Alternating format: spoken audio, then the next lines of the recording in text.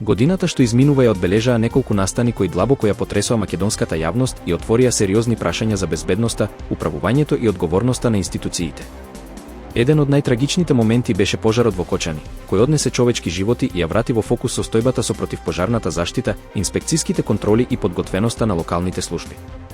Трагедијата предизвика револт, но и страв, дали слична несреќа може да се повтори и на друго место. Летото 2025 дополнително ја вжешти атмосферата со серија пожари низ целата држава. Илјадници хектари шуми и земјоделски површини беа уништени, а дел од населените места беа директно загрозени.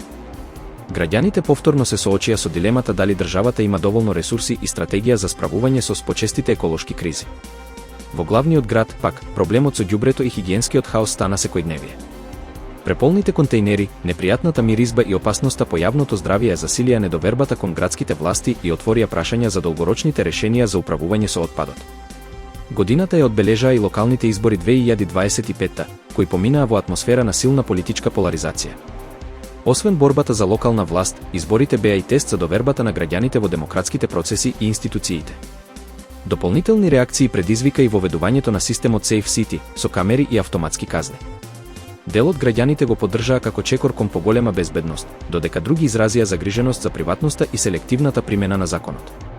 Сите овие настани заедно ја направија 2025 година период на сериозни предупредувања, година што ги натера граѓаните да размислуваат, но и да бараат поодговорна и поефикасна држава.